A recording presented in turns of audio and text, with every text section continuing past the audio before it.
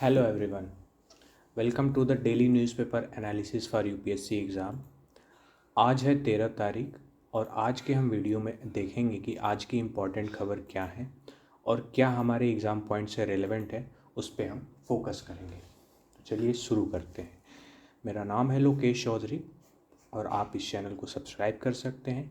ये वीडियो सभी के लिए इम्पोर्टेंट होने वाला है, वो चाहे यूपीएससी की प्रिपरेशन कर रहा हो या किसी स्टेट पीसीएस की या फिर एनडीए में जो करंट अफेयर पूछे जाते हैं, सीडीएस में, एफकैट में जो करंट अफेयर पूछे जाते हैं, सीएपीएफ में, पेपर 1 पेपर 2 दोनों के लिए, और ख़ास तौर पे जिनकी एसएसबी होने वाली है, एसएसबी आई है या फिर किसी भी एंट्री से हो, वो अपने टॉपिक्स को, ग्रुप डिस्कशन के टॉपिक्स को यहाँ से तैयार कर सकते हैं। ठीक है, तो चलिए शुरू करते हैं। पहली खबर काफ़ी ही अपने देश के लिए कह सकते हैं चिंतापूर्ण है, क्योंकि first time since Galwan India and China troops clash in Tawang sector.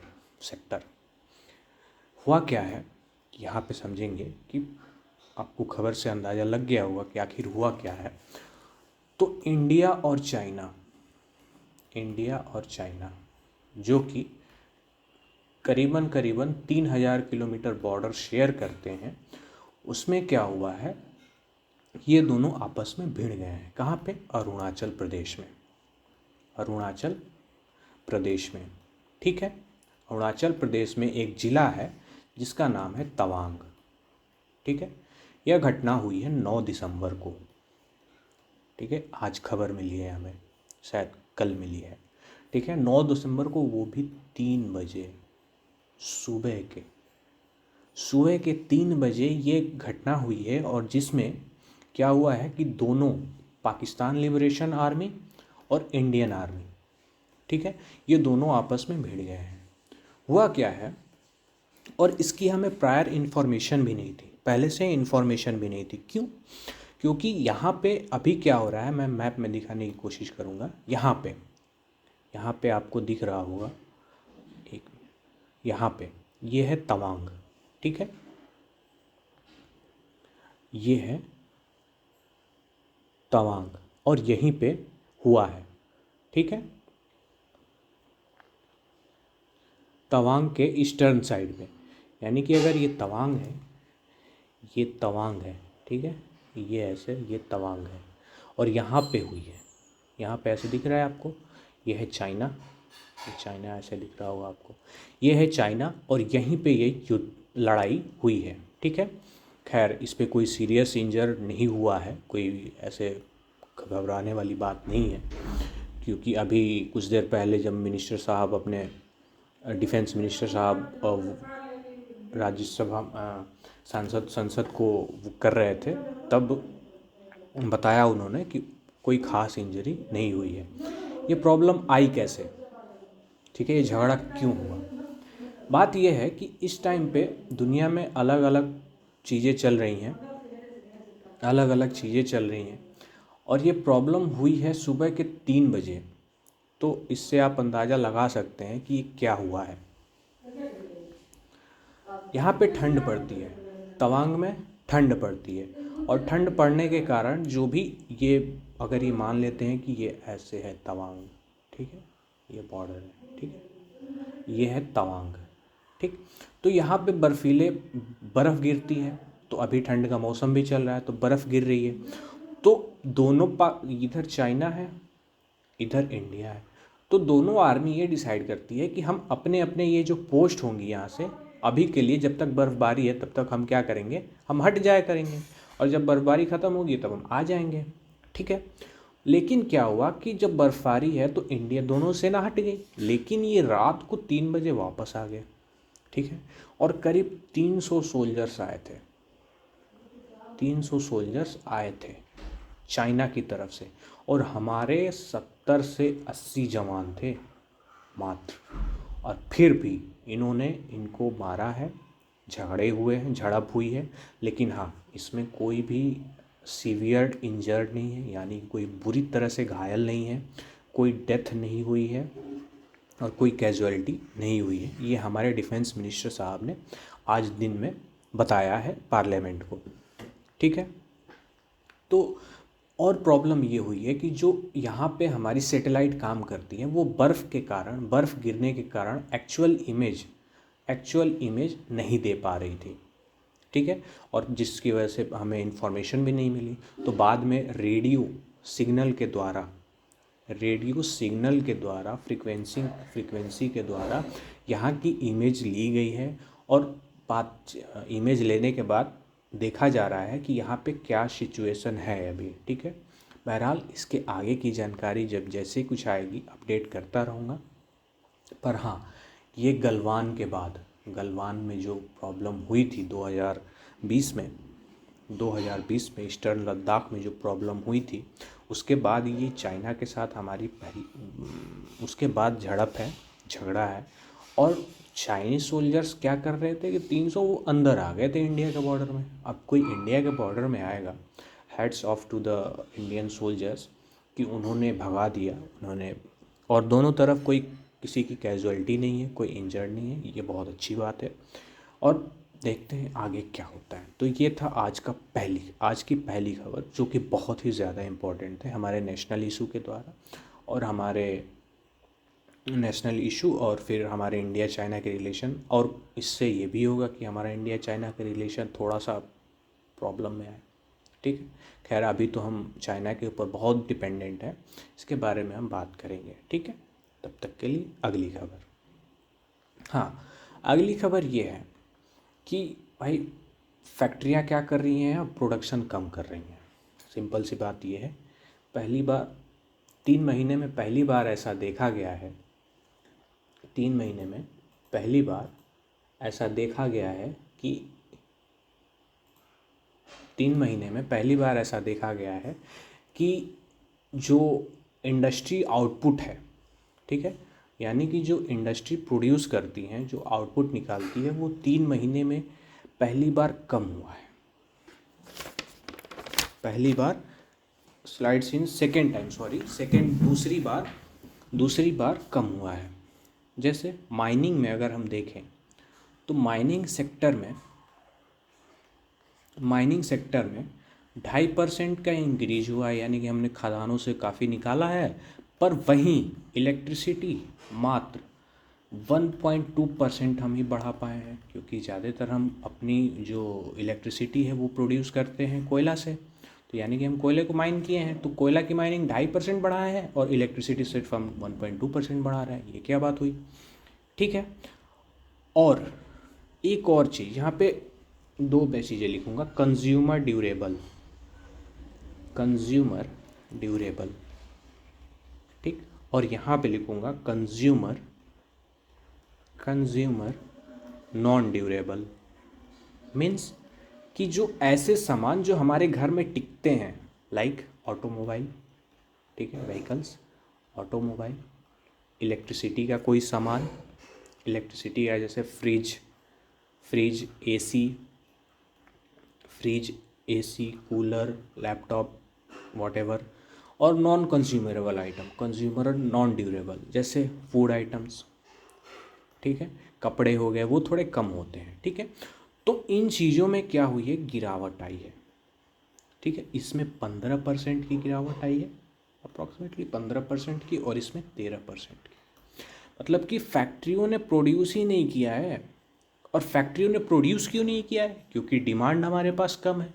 हमारी इकॉनमी, डिमांड कम है तो सप्लाई भी तो कम होगी, और जब सप्लाई कम होगी तो इसका मतलब कि प्रोडक्शन भी कम होगा, ठीक है, प्रोडक्शन भी कम होगा। हम क्यों बना के ऐसे वेस्ट करें, ठीक है। इस वजह से जैसी डिमांड होती है वैसी सप्लाई होती है, और जैसी सप्लाई होती है वैसी प्रोडक्शन होता है, ठीक है। सब कुछ कंज्यूमर के ऊपर डिपेंड करता है, और डिमांड कंज्यूमर करता है। अगर कंज्यूमर डिमांड ही नहीं कर रहा है तो क्या करेगा, ठीक है, फैक्ट्री वाले प्रोड्यूस करेंगे नहीं।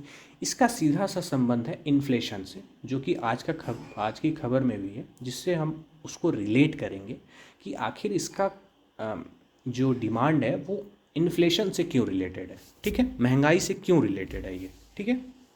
तो बढ़ते हैं हम अगली खबर पे। तो अगली खबर है कि जयशंकर साहब, हमारे मिनिस्टर ऑफ एक्सटर्नल अफेयर्स हैं, यानी कि हमारे विदेश मंत्री हैं, मिनिस्टर ऑफ एक्सटर्नल अफेयर्स हैं, ये क्या करेंगे कि यूनाइटेड नेशन सिक्योरिटी काउंसिल में ये अटेंड करेंगे मीटिंग में, जो कि रिफॉर्म और टेररिज्म पे बात करने वाले हैं, वो अटेंड करेंगे, जो कि न्यूयॉर्क में होने वाली है। ठीक है, न्यूयॉर्क में यूनाइटेड नेशन सिक्योरिटी काउंसिल की मीटिंग होने वाली है, जिसमें हम मिनिस्टर साहब हमारे अटेंड करेंगे। ठीक है, तो इनका 2 दिन का दौरा रहेगा, 14 तारीख को और 15 तारीख को। तो 14 तारीख को बात की जाएगी न्यू ओरिएंटेशन फॉर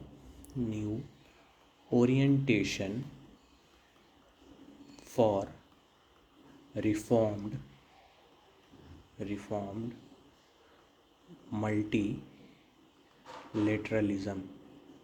मल्टीलेटरलिज्म। ठीक है, और जो 15 तारीख को बात होगी वो होगी ग्लोबल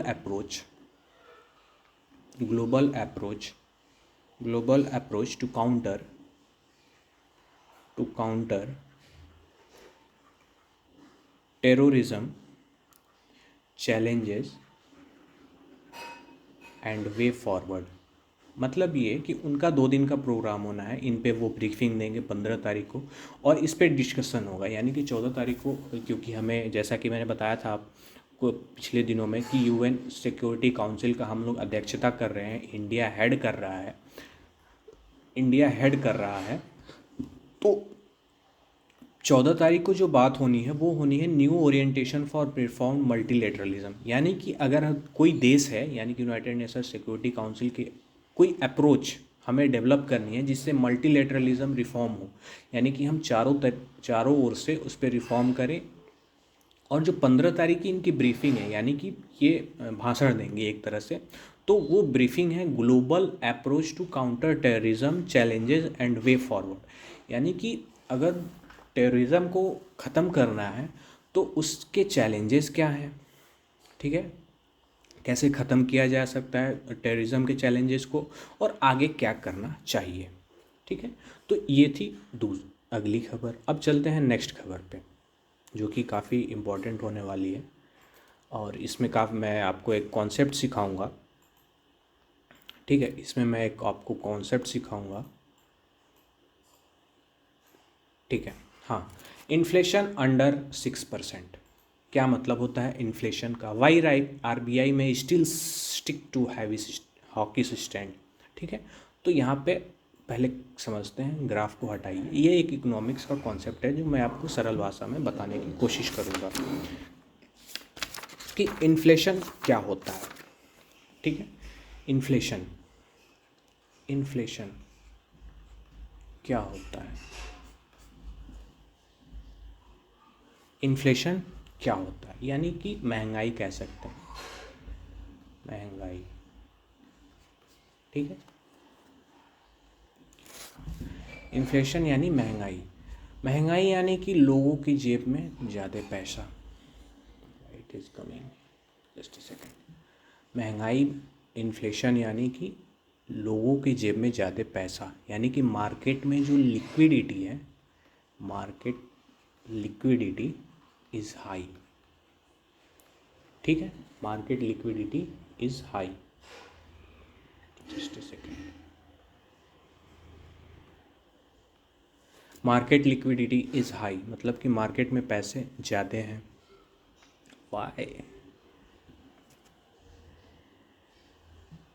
मार्केट में लिक्विडिटी ज़्यादा है, यानी कि मार्केट में पैसे ज़्यादा हैं। ठीक है, तो जो मार्केट में पैसे ज़्यादा होने का मतलब क्या होता है? मार्केट में पैसे ज़्यादा होने का मतलब क्या होता है? Just a second. मार्केट में पैसे होने का मतलब ये हुआ कि जो मार्केट की पैसे हैं वो बहुत ज़्यादा हैं, जिससे महंगाई बढ़ रही है। Just a second.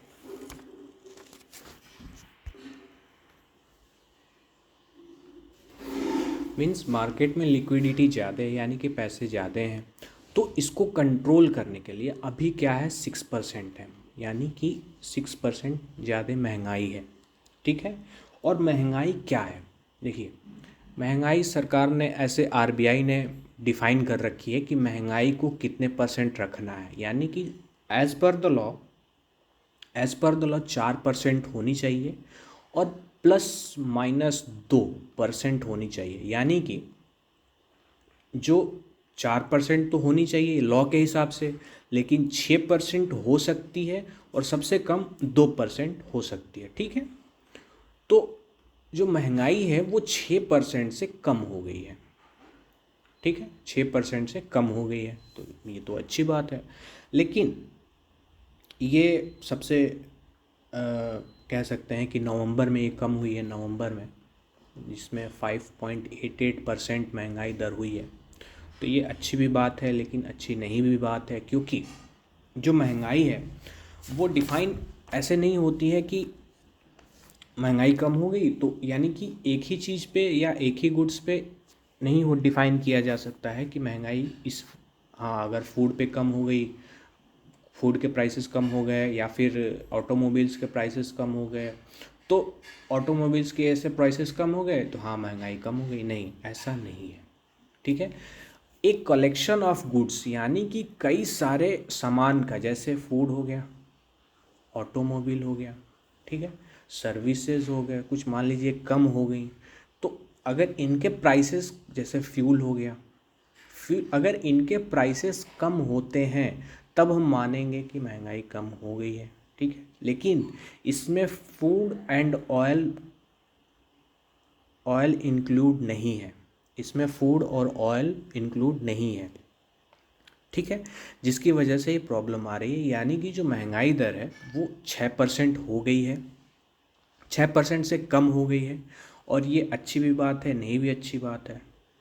ठीक है, और मेंटेन करना होता है आरबीआई को, ये आरबीआई ही मेंटेन करता है। ठीक है, जिससे क्या, आरबीआई की जो पॉलिसी है, बैंक पॉलिसी है, उसमें मॉनेटरी पॉलिसी जो हर 3 महीने पे लाता है मॉनेटरी पॉलिसी से, तो अब तक 2022 में अब तक जो बेस रेट है, यानी कि रेपो रेट है, रेपो रेट और रिवर्स रेपो रेट, इसको 225 पॉइंट तक बढ़ा चुका है।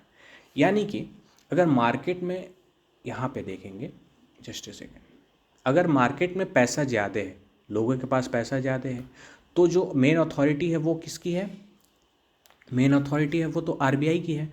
तो आरबीआई का क्या करेगा कि जो बैंक के इंटरेस्ट हैं उनको बढ़ा देगा, जो बैंक के इंटरेस्ट हैं वो बढ़ा देगा। बढ़ाने से क्या होगा कि जो मार्केट में लिक्विडिटी है वो ये कंज्यूम कर लेगा। ठीक है, यानी कि इंटरेस्ट रेट बढ़ाएगा किसी भी चीज़ का, सीआरआर बढ़ा देगा, यानी कि फिर कैश रिजर्व रेशियो, फिर एसएलआर बढ़ा देगा। ठीक है, सब कुछ बढ़ा देगा, तो ये लिक्विडिटी कम हो जाएगी और जिससे मेंटेन हो जाएगी, बैलेंस हो जाएगी।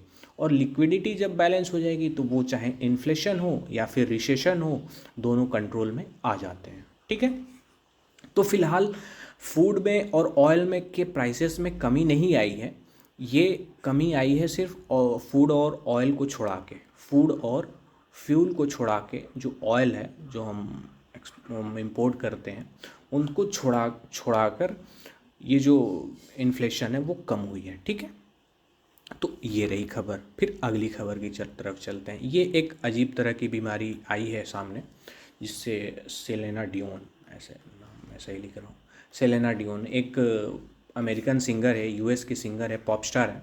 इनका एक गाना है टाइटैनिक में, शायद आपने सुना होगा, तो काफ़ी अच्छा गाती हैं। तो इन्होंने अभी एक अनाउंस किया है कि ये एक स्टिफ पर्सन सिंड्रोम से रिकवर हुई हैं। मतलब एक ऐसी बीमारी है, ये एक लोगों को होती है 10 लाख के, मतलब कि 10 लाख में किसी एक को ये बीमारी होती है।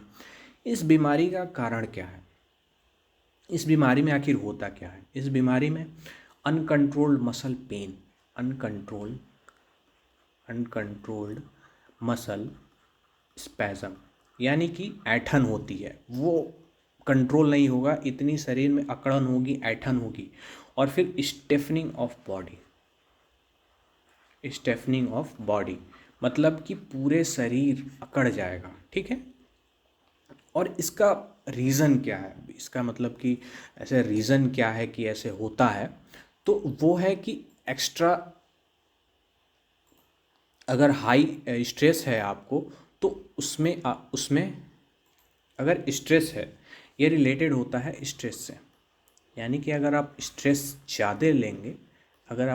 ज़्यादा लेंगे तो आप शिकार हो सकते हैं स्टिफ पर्सन सिंड्रोम के, जो कि एक शरीर से मसल से रिलेटेड है और ऐंठन होती है, अकड़न होती है, और ये सेंट्रल नर्वस सिस्टम से कनेक्टेड होता है। सेंट्रल नर्वस सिस्टम से ये एक न्यूरोलॉजिकल प्रॉब्लम है, ठीक है।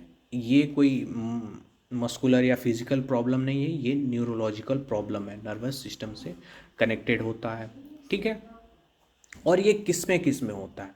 वुमेन में कॉमन है ये, ठीक है, जो 30 से 60 सालों के बीच में है, ठीक है, उनके ऊपर कॉमन होता है। इसका इलाज क्या क्या है, मतलब इसको कैसे इलाज किया जा सकता है? खैर, ये जो नर्वस सिस्टम है इसका तो हम कुछ कर नहीं सकते, क्योंकि ये स्ट्रेस से रिलेटेड है, तो स्ट्रेस की तो कोई मेडिसिन या फिर कुछ दे नहीं सकते। तो इसको कंट्रोल करने के लिए मसल रिलैक्सर्स देते हैं। मसल रिलैक्सर्स यानी कि मसल को ठीक करने के लिए, रिलैक्स पोजीशन में करने के लिए। फिर इंजेक्शन ऑफ बोटॉक्स, मतलब कि जो बोटॉक्स है उसको इंजेक्ट करते हैं, ठीक है। और अगर केस सीरियस है, ज़्यादा सीरियस है तो डॉक्टर एडवाइस करता है कि इम्यूनोथेरेपी यानी कि जो थेरेपी है, मतलब इम्यून सिस्टम को बढ़ाने के लिए थेरेपी की जाए। और फिर इम्यूनोसप्रेसेंट्स दिया जाता है। ये क्या होता है? ये सीरियस केस में दिए जाते हैं, ठीक है। और ऐसे कुछ फिजियोथेरेपी से क्या होता है कि मसल कंट्रोल्ड होती हैं, फिजियोथेरेपी हो गया। और फिर एक्यूपंक्चर, जैसे आपने देखा होगा अगर कोई घर पे कोई बीपी का पेशेंट है तो वो कोई रॉड लेके ऐसे दानेदार वाले चप्पल पहनता है, जिससे वो रिलैक्स होता है, ठीक है। तो ये रही एक बीमारी जो सामने आई है, स्टिफ पर्सन सिंड्रोम, ठीक है। आशा करता हूँ आपको समझ में आ गया होगा। आगे चलते हैं अगली खबर की तरफ। तो मैंने शायद 9 तारीख को या 10 तारीख को ऐसे बताया था कि जो बांग्लादेश है, बांग्लादेश में क्या चल रहे हैं, प्रोटेस्ट चल रहे हैं काफ़ी ज़्यादा। जो उसका अपोजिशन पार्टी के लीडर हैं, अपोजिशन पार्टी है, वहाँ की प्रोटेस्ट कर रही है, ठीक है। तो प्रोटेस्ट क्यों कर रही है वो सामने आ गया है, और आज जानेंगे कि आखिर वो प्रोटेस्ट क्यों चल रहा है, ठीक है। तो देखिए, वहाँ पे 2 पार्टियाँ हैं। Just a second, let me add a slide. वहाँ पे 2 पार्टियाँ हैं, जैसे अगर मेन हम कहें तो वहाँ पे 2 पार्टियाँ हैं। एक है अवामी लीग, ठीक है। अवामी लीग जिसके प्रेसिडेंट हैं, जिसके मिनिस्टर शेख हसीना है, यानी कि अगर मिनिस्टर पूछा जाए तो शेख हसीना की पार्टी है ये, ठीक है। और दूसरी पार्टी है बीएनपी,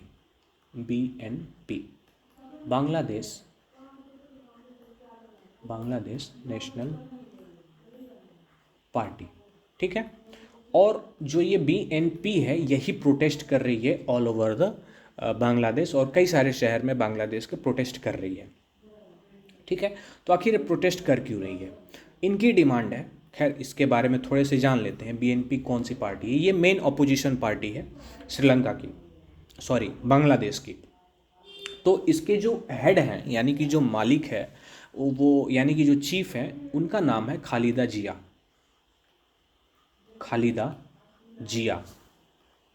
ठीक। खालिदा जिया इनकी जो चीफ है। प्रोटेस्ट के दौरान ये देखा गया है कि अगर मान लीजिए कि ये स्टेज लगा हुआ है प्रोटेस्ट का, तो वहाँ पे जो 2 चेयर हैं वो खाली रखी गई हैं, ठीक है, खालिदा जिया के लिए। और उनके बेटे जो चीफ है, वाइस प्रेसिडेंट है इस पार्टी के, उनका नाम है तारिक रहमान, ठीक है। इन दोनों के लिए खाली रखी गई थी। खैर ये अटेंड नहीं कर रहे हैं ये प्रोटेस्ट, और इनके बाकी और पार्टी के मेंबर अटेंड कर रहे हैं और जो कि जारी रख रहे हैं। तो इनका कहना है, तारिक रहमान के बारे में थोड़ा सा जान लेते हैं। तारिक रहमान अभी क्या है लंदन में रहते हैं, ठीक है, लंदन में 2004 में इन्होंने शेख हसीना को मर्डर करने की अटेम्प्ट टू मर्डर के केस में इनको एग्ज़ाइल कर दिया गया, मतलब देश ऑटो सेल्फ एग्ज़ाइल है, यानी कि ये खुद छोड़ के भाग गए थे, ठीक है। तो ये अब लंदन में रहते हैं, ठीक है। तो और खालिदा जिया के ऊपर 2017 में इनको अरेस्ट किया गया, 2017 में अरेस्ट किया गया और 7 साल की सज़ा सुनाई गई, ठीक है। 7 साल की सज़ा सुनाने के बाद इनकी हेल्थ काफ़ी ख़राब होने लगी, तो फिर इन्हें 2020 में इस शर्त पे छोड़ दिया गया कि वो ढाका से बाहर कहीं नहीं जाएंगी, ठीक है। तो यानी कि ये तो एब्सेंट है, इनकी तबीयत ख़राब है, ये तारिक भाई साहब बाहर ही हैं, तो चेयर तो खाली होनी ही है, ठीक है। ये आ नहीं सकते, अगर आएंगे तो फिर इन पे केस ये शेख हसीना चालू कर देंगी, ठीक है। तो इस वजह से आ नहीं रहे हैं, ठीक है। तो इनकी डिमांड क्या है, ऐसे ये प्रोटेस्ट क्यों चल रहा है, ठीक है, ऐसे ये प्रोटेस्ट क्यों चल रहा है। तो उनका कहना है कि जो शेख हसीना की गवर्नमेंट, जो अवामी लीग है, शेख हसीना की जो गवर्नमेंट है वो क्या होती जा रही है, वो होती जा रही है ऑटोक्रेटिक बिसाइड, क्योंकि डेमोक्रेटिक कंट्री है, बांग्लादेश तो एक डेमोक्रेटिक कंट्री है, बट शेख हसीना अपनी पार्टी को, अपने आप को रूल करने के लिए सारे हथकंडे अपना ले रहे हैं, साम दाम दंड भेद की नीति अपना रही हैं। तो इनकी डिमांड क्या है, जो प्रोटेस्टर हैं उनकी डिमांड क्या है, क्योंकि अगले साल 2023 में इलेक्शंस हैं, जनरल इलेक्शंस हैं। तो जनरल इलेक्शंस के टाइम ये चाहते हैं कि जो formation of neutral care taker government, formation of neutral care taker government, एक केयर टेकर गवर्नमेंट बनाई जाए जो कि वो न्यूट्रल हो, ठीक है, वो किसी का साइड ना ले, वो चाहे अवामी लीग हो या फिर बांग्लादेश नेशनल पार्टी हो, बीएनपी हो। और मेन मुद्दा इनका है फॉर्मेशन ऑफ न्यूट्रल ईसी, यानी कि इलेक्शन कमीशन, ये जो चुनाव कराता है वो न्यूट्रल हो, ठीक है, वो किसी का भेदभाव ना करे, किसी के साथ वो ऐसा ना करे। और ईवीएम को भाई ख़त्म कर दिया जाए, ईवीएम पे चुनाव नहीं होगा तो बैलेट पेपर पे होगा, ठीक है, बैलेट पेपर पे होगा। ये इनकी डिमांड है जो प्रोटेस्ट कर रहे हैं, यानी कि जो मेन अपोजिशन पार्टी है बीएनपी, वो प्रोटेस्ट कर रही है। Cancelling the conviction of all opposition, Sheikh Hasina ऐसे गवर्नमेंट क्या करती है, अगर कोई पावर में है, अगर उसको ऑटोक्रेटिक होना है, यानी कि खुद पे लगाम नहीं रखना है, तो वो क्या करती है कि जो अपोजिशन के लीडर्स होते हैं उन पे झूठा केस लगा के इनको क्या कर देते हैं, इनको जो अंदर कर देते हैं, जेल कर देते हैं। तो जो भी कन्विक्टेड अपोजिशन के लीडर्स हैं उनको, उनके जो सारे केसेस हैं वो ख़त्म कर दिए जाएं, वो चाहे अपोजिशन के लीडर्स हों या फिर कोई रिलीजियस लीडर है, ठीक है, ऐसे होता है, ठीक है। तो अब इसका प्रभाव क्या पड़ेगा, और इनका मानना कहाँ तक सही है कि हाँ गवर्नमेंट ऑटोक्रेटिक हुई जा रही है, हमारे सुन नहीं रही है। तो इनका ये कहना है कि जो शेख हसीना की गवर्नमेंट है वो इकोनॉमिक रिफॉर्म करने में असफल रही है, ठीक है, ज़्यादा प्रोग्रेसिव नहीं है, असफल रही है, जिसके कारण बांग्लादेश ने